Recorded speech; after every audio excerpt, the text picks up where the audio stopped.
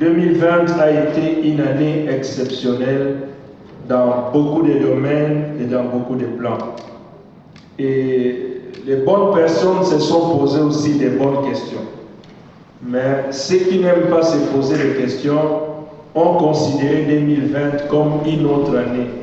Mais ça a été une année si différente.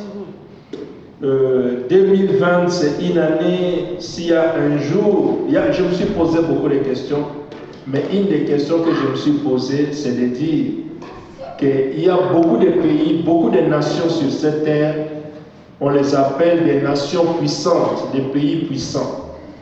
Et ces nations puissantes ont l'armement lourd. Ils ont des avions de chasse, ils ont des avions de guerre, ils ont des bateaux de chasse, ils ont des bateaux de guerre, ils ont beaucoup de choses. Mais lorsque Madame Covid a fait son apparition, toutes ces nations, tous ces pays, avec des grands bateaux, avec des avions de chasse, tous ces pays ont cloué leurs avions et leurs bateaux de chasse. Même les pilotes, même qui que ce soit, ne pouvaient pas sortir. Nous tous, on avait respecté les consignes parce que la situation dehors, ça n'allait plus. Les aéroports ont fermé, les avions étaient cloués au sol, des grandes entreprises ont fermé leurs portes, on n'allait plus travailler et tout le monde est resté à la maison. Et beaucoup d'enfants de Dieu, lorsque je suivais un peu les moments où des prédicateurs, des prédicatrices rassemblaient les enfants de Dieu ou parlaient de la part de Dieu, c'est souvent le psaume 91 qui revenait. C'est le psaume 91 qui revenait si souvent, ou de savoir que le seul abri sûr où nous pouvons être durant cette année 2020, c'était à l'ombre de celui qui est le Dieu Tout-Puissant. Et ce psaume était un psaume de consolation. Mais nous tous, nous avons passé des moments pénibles. Les nouvelles qui provenaient des États-Unis, les nouvelles qui provenaient de l'Italie, les nouvelles qui provenaient du Brésil, les nouvelles qui provenaient de partout. Chaque jour, on annonçait les taux.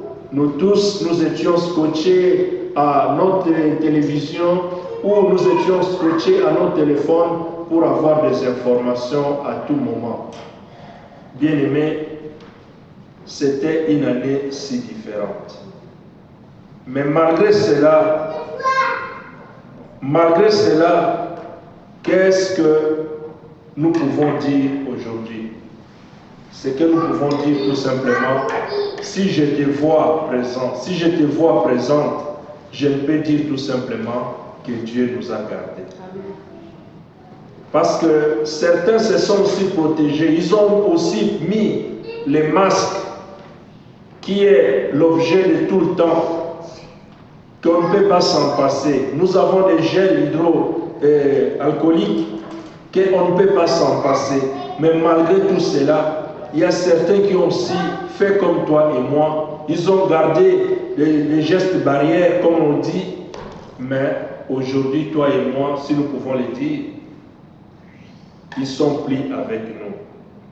Mais si tu es vivant, si tu es encore en bonne santé, moi, je crois que c'est Dieu qui nous a gardés. Moi, je crois que c'est le Seigneur qui nous a protégés.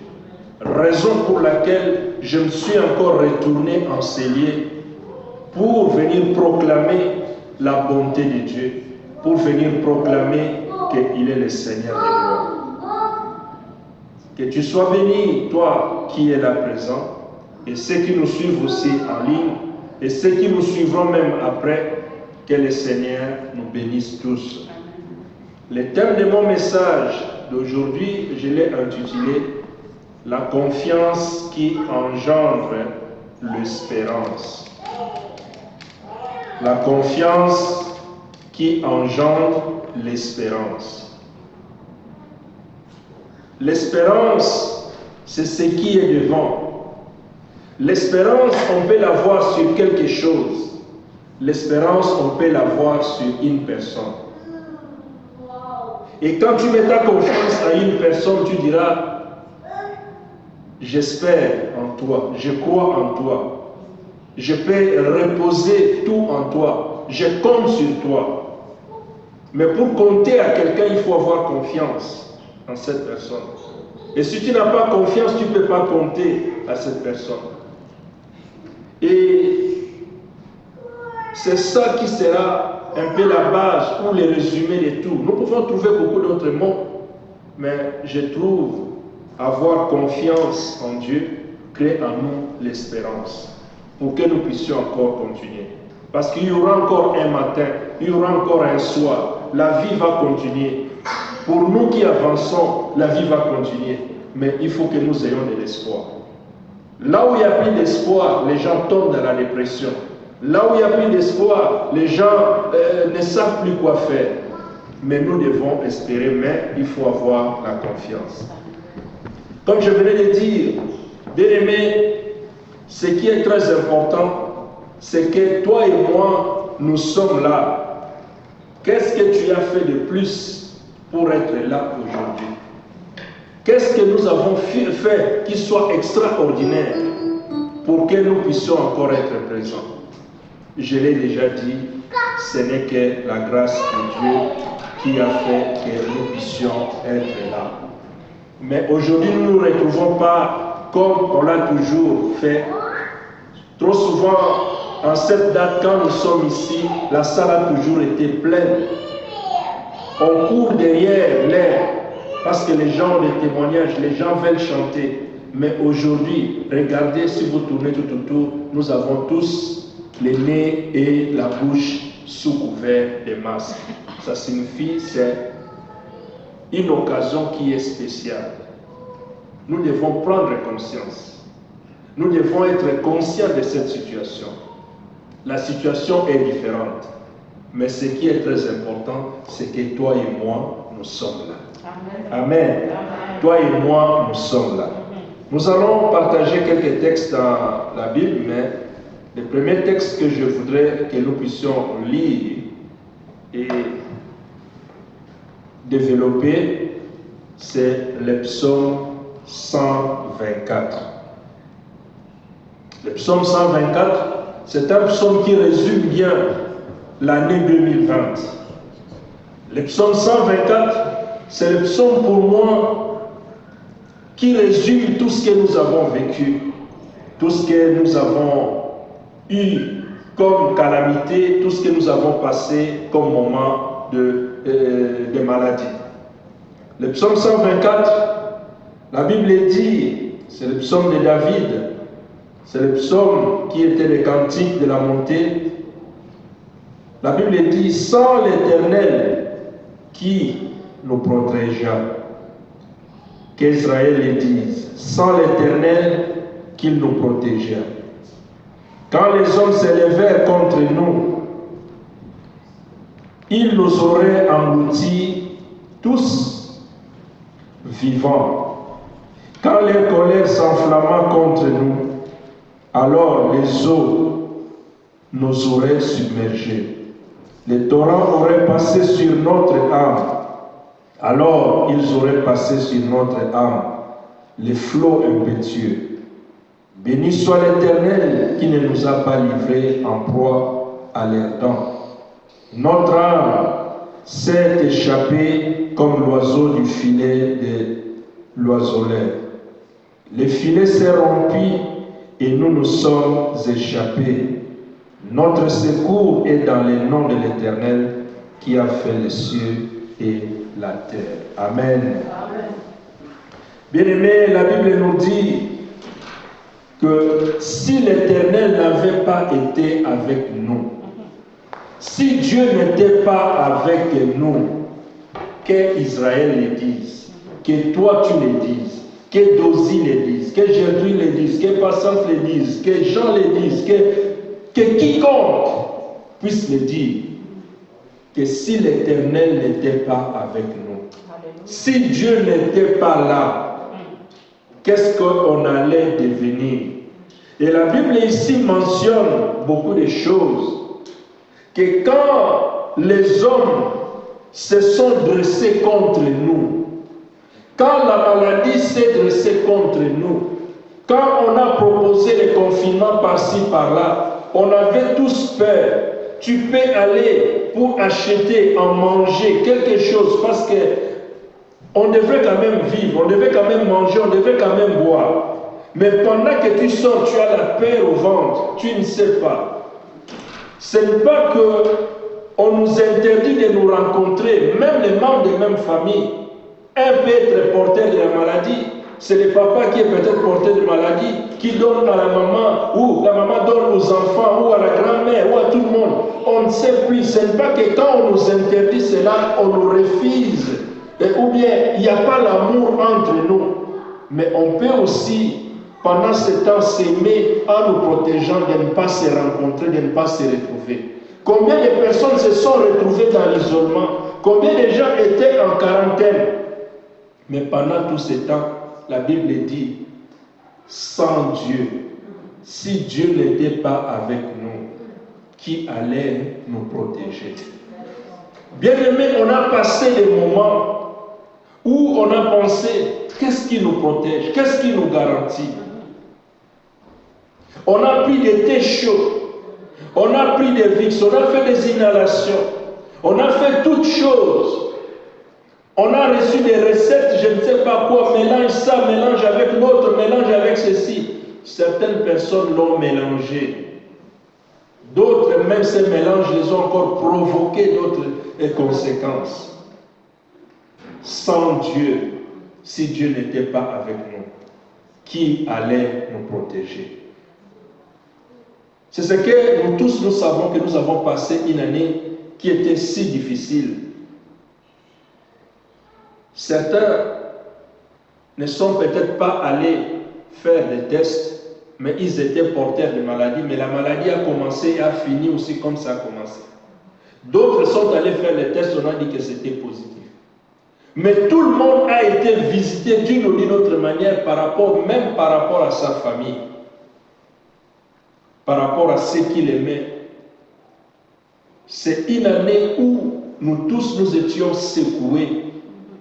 La Bible nous dit que quand les hommes s'élevèrent contre nous, et quand ils voulaient nous engloutir vivants, quand si même l'eau voulait nous engloutir vivants, même si on pouvait se présenter devant une situation difficile où tout le monde avait peur, et quand les torrents auraient passé sur notre âme, alors auraient passé sur notre âme et les flots impétueux. Et même si toute cette situation était si difficile pour nous, dans notre assemblée, nous avons perdu aussi un frère qui, si cette situation n'était pas, il serait aussi avec nous aujourd'hui. Mais il n'est pas avec nous. Nous avons vécu des moments pénibles, difficiles. Bien-aimés, comme la Bible dit, sans l'Éternel, qu'allons-nous faire? Si Dieu n'était pas là, qu'est-ce que nous allions faire? Ne crois pas que si tu es aujourd'hui vivant ou vivante, c'est parce que tu t'es protégé. Ne crois pas que si toi et moi tu es vivant encore aujourd'hui, c'est parce que toi tu es meilleur que les autres. Je ne peux pas le dire que si je suis là, c'est parce que je m'étais protégé ou quoi que ce soit. Nous étions tous confrontés à cette situation.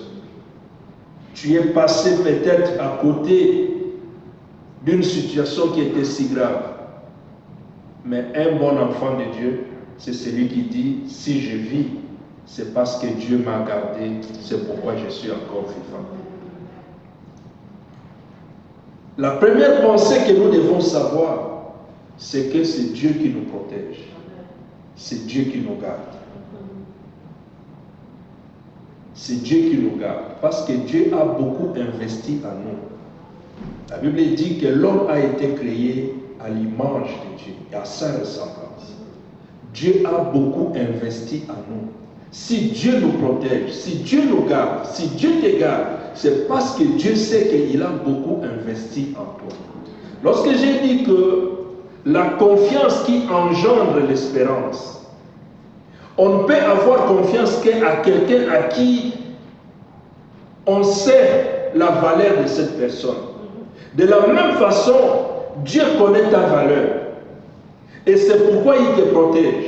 Parce qu'il sait qu'il y a encore certaines choses que tu n'as pas encore accomplies. Et il ne pouvait pas te retrancher sur cette terre des hommes tant que tu n'as pas encore accompli ce que lui veut que tu puisses accomplir. C'est pourquoi j'ai dit que Dieu nous protège parce qu'il a beaucoup investi en nous. Et lorsque les enfants d'Israël étaient dans une situation difficile, ils savaient que leur secours ne pouvait provenir de toutes les personnes qui les entouraient. Parce que ceux qui les entouraient étaient même jaloux de ce qu'Israël était. Mais ils comptaient que leur délivrance ne venait que de l'Éternel. Leur délivrance ne provenait que de Dieu. Et ils dépendaient que de Dieu lui-même. Ils dépendaient entièrement de Dieu. Bien aimé, toute personne qui dépend de Dieu, cette personne n'est jamais dans la confusion. Cette personne, même s'il passe des moments difficiles, son cœur est dans la tranquillité. Et nous pouvons le dire sans honte. Nous pouvons le dire sans honte que si nous sommes en paix, si nous sommes sécurisés, c'est que l'intervention de Dieu dans notre vie a été totale. L'intervention de Dieu dans notre vie a été totale. Bien-aimés, cette nuit n'est pas comme toutes les nuits. Cette nuit, c'est une nuit qui est en train de sceller, de finir une année. Une année qui a bouleversé les entreprises. Une année qui a bouleversé beaucoup de gens. Oui, certaines personnes ont trouvé le bonheur cette année. Il y en a qui se sont mariés, ils ont trouvé du travail. Mais si on prend la grande partie, la majorité de cette année, c'est une année qui a été catastrophique pour beaucoup de gens. Mais malgré cette situation, Dieu a intervenu. Sans Dieu, qu'allons-nous devenir? Qu'est-ce qu'on devrait devenir? Si Dieu n'était pas là, qu'est-ce qu'on serait devenu? Qu'est-ce qu'on serait devenu si Dieu n'était pas avec nous? Sans l'intervention de Dieu, la maladie est venue, la maladie nous a frappés.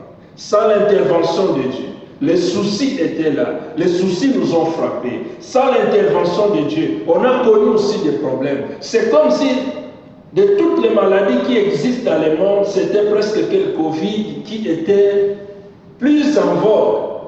D'autres personnes étaient malades, de certaines maladies qu'on pouvait même connaître, mais on n'en parlait plus. Mais la maladie que tout le monde craint, c'est tout simplement le coronavirus. Mais la maladie était là. Il y a certaines personnes qui sont restées seules, abandonnées. Mais pendant tout ce temps, ils ont aussi peut-être traversé l'année. Il y en a, ils étaient déçus, l'incompréhension, beaucoup de choses, la tristesse. Mais ça sont des choses auxquelles beaucoup des hommes ou beaucoup de femmes sont confrontés avec. Mais le seul qui nous donne l'espérance, c'est Dieu lui-même. Sans qu'on s'accroche à Dieu, toutes ces choses peuvent nous accaparer, toutes ces choses peuvent arriver, mais si on s'attache à Dieu, cela renouvelle encore notre confiance et ça donne l'espérance pour aller de l'avant. La Bible nous mentionne de ce qu'on vient de dire dans le verset 3, qu'il nous aurait engloutis. Il nous aurait engloutis. Quelle a été ta crainte pendant cette année 2020? Tu craignais quoi? À part que nous tous, la situation de cette maladie, mais toi-même personnellement, qu'est-ce que tu crains dans ta vie? Tu as peur de quoi?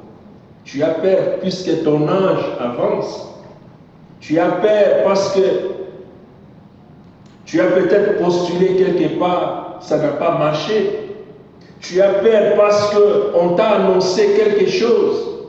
Tu as peur de quoi? Qu'est-ce qui veut t'engloutir? Qu'est-ce qui veut t'engloutir? Vous savez, trop souvent, quand les gens se rencontrent, si on veut parler de certaines causeries où tout le monde peut intervenir, parler seulement de la météo. Ah, il fait beau, il y a eu la neige, tout le monde va intervenir. Parler du foot, ah oui, Paris Saint-Germain a gagné, ça c'est des choses qui concernent tout le monde. Quand on parle, ah voilà, ça s'est passé, tout le monde va parler. Mais chacun personnellement a ses problèmes. Qu'est-ce qui est là? Qu'est-ce qui t'a accompagné pendant 2020 que tu pensais que tu serais abandonné ou tu pensais des fois même que Dieu t'a abandonné? Qu'est-ce qui a été ton fardeau durant l'année 2020? Mais malgré ce fardeau, voilà, tu es là aujourd'hui. Malgré ces soucis, voilà, tu es là aujourd'hui. Si tu es là aujourd'hui, ça signifie que ce n'est pas ces problèmes qui étaient si importants, mais c'est ce que Dieu vers lequel il t'amène qui est plus important. Dieu t'amène quelque part. Mais toi, tu avais les soucis. Mais les soucis parce que tu n'avais pas reçu encore ce que tu voulais. Mais Dieu veut t'amener quelque part. Il faut avoir confiance en Dieu. Et la Bible continue dans le verset 4 pour dire que alors les eaux auraient submergé. Donc ça signifie on allait passer en profondeur sous les eaux. Les eaux allaient passer sur nous. Qu'est-ce qui est en train de te dépasser? Qu'est-ce qui t'a dépassé? Qu'est-ce que tu n'arrives pas à résoudre? Qu'est-ce que tu n'arrives pas à faire? C'est parce que tu le faisais par toi-même. Bien-aimé, si tu fais quelque chose par toi-même, tu seras fatigué. Si tu fais quelque chose par tes propres efforts, tu ne vas pas arriver. Mais il y a quelqu'un qui a dit, venez à moi. Vous tous qui êtes courbés, chargés, je vous donnerai du repos. Courons vers la source de vie, vers là où nous aurons le repos. Beaucoup de gens aiment gagner seuls, mais je vais te dire, sans Dieu, on ne peut pas gagner. Sans Dieu, on ne gagne pas. Tu peux recevoir pour une année, pour 2 ans, mais sache que quand tu arriveras 3e année, 4e année, tu te fatigues parce que tu as fait par tes propres efforts. Mais si tu gagnes avec Dieu, Dieu, c'est lui-même qui va te soutenir. Parce qu'il est le meilleur appui. Parce qu'il est le meilleur appui. La Bible dit, les eaux se sont passées sur nous. On allait même être dévoré par les dents des carnivores. Mais si l'Éternel n'était pas avec nous. Je voulais que tu réfléchisses. Je voudrais que tu penses que si 2020, tu as vu tout ce que tu pouvais voir, mais qu'aujourd'hui, tu arrives à ces quelques heures qui nous restent, à quelques 7 ans qui nous restent pour finir l'année, de savoir que c'est Dieu qui a fait que toi et moi, tu puisses être là. Amen. Amen. C'est Dieu qui a fait. Et dans tout cela, c'est comme ce que la Bible dit dans Romains chapitre 8, le verset 31. Romains 8, 31, la Bible dit, que dirons-nous donc à l'égard de ces choses? Si Dieu est pour nous, qui sera contre nous? Amen. Au regard de toutes ces choses, de tout ce que nous avons vu, si la pandémie était contre nous, si les soucis étaient contre nous, si la maladie était contre nous, si les problèmes étaient contre nous, toutes ces choses, l'apôtre dit, au regard de toutes ces choses, si nous les regardons de près, nous dirons tout simplement, si Dieu est pour nous, qui sera contre nous? Un enfant de Dieu, c'est celui qui marche avec conviction. Un enfant de Dieu, c'est celui qui marche avec assurance. Un enfant de Dieu, c'est celui qui marche sachant que Dieu est avec lui. Que pourrons-nous faire devant ceux qui se sont élevés contre nous? Mais nous savons une chose, que Dieu est capable de nous arracher dans les pièges de l'ennemi. Dieu est capable de nous sortir dans les trous où nous nous trouvons.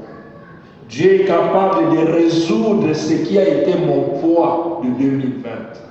Dieu est capable de ramener à nouveau pour me donner la joie qui est nécessaire. Dieu ne pouvait pas me garder en vie pour que je puisse encore retomber dans la dépression. Non. Dieu ne peut pas me garder en vie. Dieu ne peut pas te garder en vie pour qu'il puisse te laisser ou t'abandonner à toi-même. Non. Dieu n'est pas un Dieu injuste. Dieu n'est pas un Dieu injuste. Même si les pièges de l'ennemi étaient tout autour de toi, même si les pièges de la sorcellerie, de je ne sais pas quoi étaient tout autour de toi, Dieu t'a fait échapper de toutes ces choses. Dieu t'a fait échapper de toutes ces choses. Parce que la Bible dit, si Dieu est pour nous, qui sera contre nous? Qui est celui qui sera contre toi parce que Dieu est pour toi? Amen. Les gens peuvent se faire des complots. L'ONU peut se siéger, ils peuvent trouver faire des réunions. Mais tant que Dieu n'a pas permis quelque chose pour t'arriver dans ta vie, sache que rien ne t'arrivera. Parce que Dieu n'a pas permis. Bien aimé, lorsque nous marchons dans ce monde est fait de choses visibles et invisibles. L'ennemi, lui, travaille souvent dans ce qui est invisible pour accomplir dans le visible. Et beaucoup de gens, des sectes maléfiques, des gens qui sont méchants, ils travaillent aussi dans ce qui est invisible pour nuire aux enfants de Dieu. Mais malgré tout cela, les gens peuvent se comploter, mais Dieu te garde, il te protège. L'année 2020, personnellement dans ma vie, j'ai reçu des messages, les gens m'ont appelé d'Afrique, les gens m'ont appelé de partout, pour dire des choses qui concernaient, peut-être ça pouvait me faire paniquer, mais je sais que Dieu est là, Dieu nous a gardés. Mais toutes ces choses pouvaient paraître comme des complots humains, mais au-delà de toutes ces choses, je sais que Dieu nous a gardés. Peut-être toi aussi, tu as écouté, tu as entendu, même des choses, des gens ont parlé mal contre toi, et tu as peut-être eu peur. On t'a même annoncé, on t'a même dit, tu es allé peut-être chez les médecins, on t'a dit qu'il y a ceci, il y a quelque chose. Tu as entendu de tes propres oreilles, et tu as même vu de tes propres yeux, tu as même vu des signes. Mais au-delà de toutes ces choses, tu es encore là. C'est parce que Dieu t'a gardé. Amen. Que peut faire l'ennemi avec ses acolytes de tout ce qu'il peut planifier comme plan maléfique ou machiavélique dans ta vie? Nous voyons ici que ce virus est devenu comme l'ennemi numéro 1 de toutes les personnes, de tous les gens. Nous vivons toujours dans toutes ces restrictions. Nous devons toujours faire attention. On ne sait pas, on va se retrouver. Il y a certains pasteurs qui m'ont appelé que non, voilà, ils avaient prévu quelque chose pour, mais en dernière minute, ils ne peuvent pas parce qu'on doit respecter les mesures. Certaines personnes qui disent que non, voilà, on ne peut pas faire parce que. Ça signifie quelque part, nous commençons à vivre, c'est ce virus qui est en train de nous commander. Amen. Mais un enfant de Dieu n'oublie pas Dieu. Oublie pas Dieu. Sache que c'est Dieu qui a le monopole sur toutes choses. Et c'est Dieu qui nous garde. Amen. C'est Dieu qui nous garde. Et comme c'est Dieu qui nous garde, il est celui qui fait des choses merveilleuses. Il est celui qui fait des choses grandes dans notre vie. Et de la même façon aussi, on peut avoir cette vie physique, mais il y a aussi la vie spirituelle.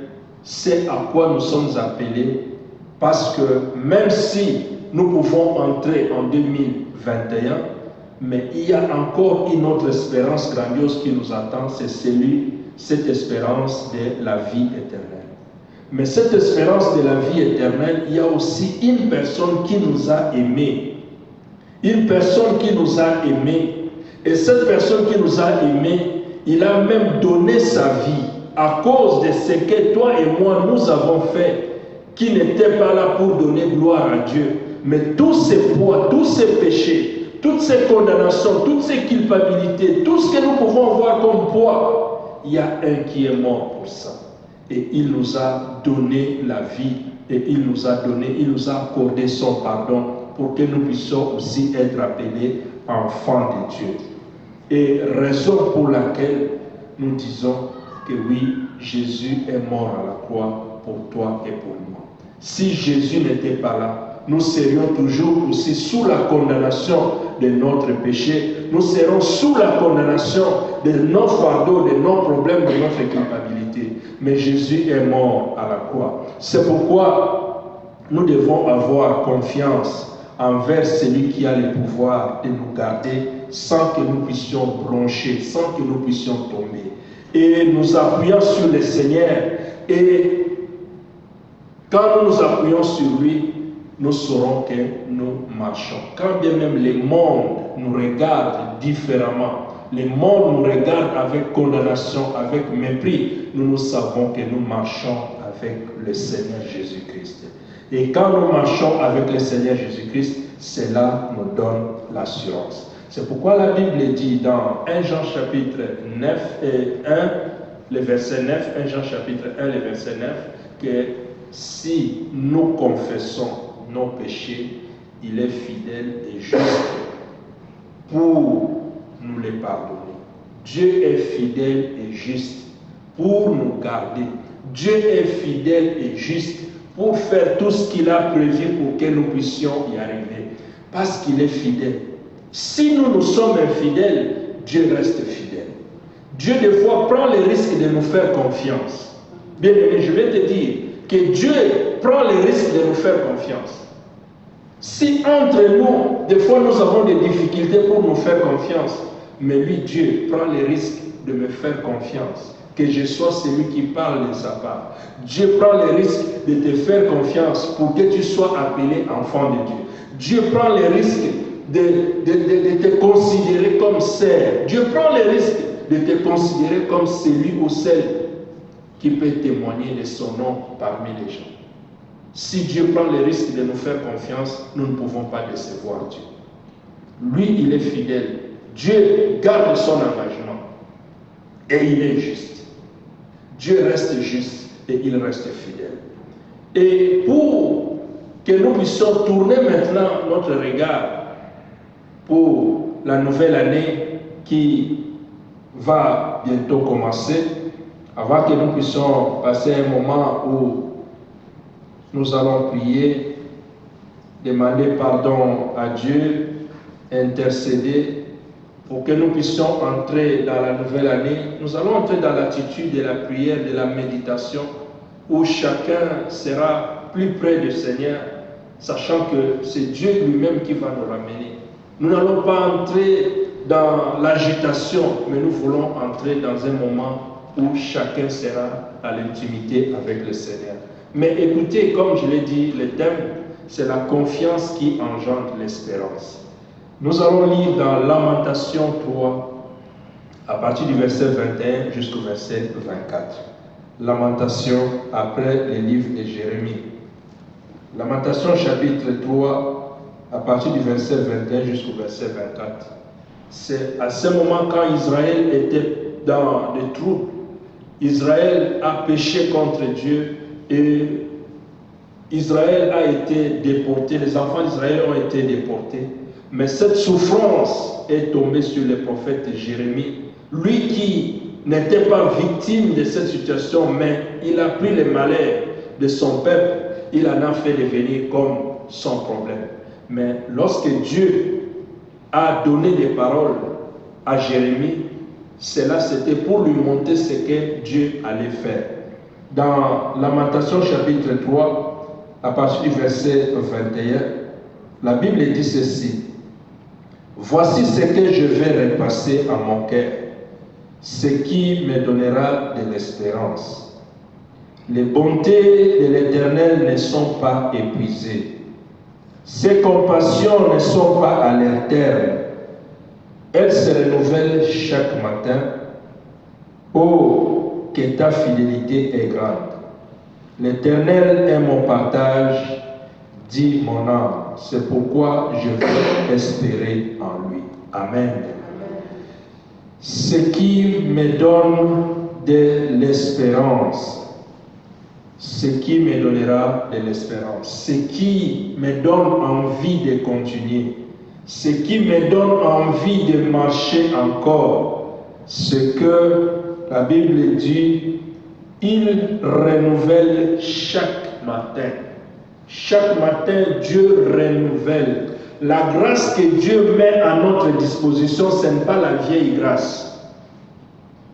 La grâce que Dieu met à la disposition de chacun de nous, ce n'est pas la vieille grâce. Nous avons des fois dans notre garde-robe des vieux habits qui nous ont accompagnés même pendant 10 ans, 15 ans, 20 ans. Mais tellement ça nous convient encore, tellement ce n'est pas déchiré, tellement c'est encore bien, nous les portons. Parce que c'est encore bien. Ce n'est pas cette vieille grâce-là que Dieu nous donne. Non. Dieu, chaque matin, vient avec une nouvelle grâce. Dieu vient avec une nouvelle grâce chaque matin. Et la raison pour laquelle nous devons espérer, la raison pour laquelle le prophète Jérémie dit, c'est la raison pour lui d'espérer. Parce que Dieu vient chaque jour, chaque matin. Tant qu'il y aura encore un matin, tu dois le savoir que Dieu t'amène quelque chose de nouvel. Dieu t'amène une chose nouvelle. Tant que tu verras le matin, bien aimé, ça c'est comme le deal que nous allons faire. Nous allons faire un deal. Vous savez, pour reconnaître quelqu'un qui est marié, c'est quand vous regardez dans ses doigts, vous voyez qu'il y a l'alliance. Amen. Et certaines personnes peuvent se donner le deal pour dire que lorsque tu viendras, tu arrives quelque part, tu viendras, tu verras un arbre, tu verras quelque chose, à ce moment tu sauras, tu comptes 2, 3, 4 pas, tu trouveras quelque chose. Ça signifie, ce sont donner les consignes. Mais les consignes que Dieu veut te donner, pour que tu entres avec en 2021, cette espérance que Dieu veut te donner, c'est que chaque jour, quand tu verras le matin, je ne dis pas le soir, je ne dis pas midi, je ne dis pas 13h, je ne dis pas 17h, mais dans ta vie, tout au long de ta vie, cette année que nous allons entrer, chaque fois que tu verras un matin, chaque jour que tu te réveilleras, tu vois que c'est le matin. Est-ce qu'on se convient? Est-ce qu'on se convient? Bien aimé, les signes que Dieu veut te donner pour 2021, que tu marches avec, comme je dis, la confiance qui engendre l'espérance. Pour moi, c'est un mot que je vais retenir. Parce que pour moi, 2021, ou ce que nous allons décréter, 2021, c'est l'année de l'espérance. C'est l'année de l'espérance. Mais pour que nous soyons certains de cette espérance, pour que nous soyons certains de cette espérance, les signes que nous nous donnons pour 2021, c'est le matin. Amen. C'est le matin. Chaque fois que tu verras un matin, que tu saches que Dieu t'a ramené de nouvelles choses. Chaque fois que tu verras que tu t'es réveillé, tu vois encore le matin, que tu te rappelles, parce que la Bible nous dit, Dieu renouvelle sa bonté chaque matin. Dieu renouvelle sa grâce chaque matin. Dieu renouvelle toutes les bénédictions chaque matin. Je travaille dans la restauration. Dans la restauration, souvent, nous quand on travaille, on arrive vendredi, on jette presque tout. Tout ce qui traînait, descendu, tout, on jette. Et le lundi, on doit commencer la mise en place. On doit commencer la mise en place. Ça signifie les choses nouvelles. Chaque matin, on doit vérifier qu'est-ce qui a déjà dépassé la date pour que tout soit nouvel. Amen. De la même façon, pour 2021, tant que tu verras le matin, chaque jour que tu te réveilles, tu vois le matin, que tu saches que Dieu t'a ramené de bonnes choses. Ça, c'est le dit. Ça, c'est le secret. N'oublie pas. Tu peux oublier mes paroles, mais n'oublie pas le matin. Quand tu verras le matin, tu saches qu'il y a de bonnes choses. Tout est à ta disposition. C'est à toi maintenant d'entrer pour arracher ce que Dieu a mis à ta disposition. Demande à Dieu, Seigneur, aujourd'hui c'est quoi? Qu'est-ce que tu m'apportes encore aujourd'hui? Sachant que chaque jour, il y a une bénédiction de plus. Amen.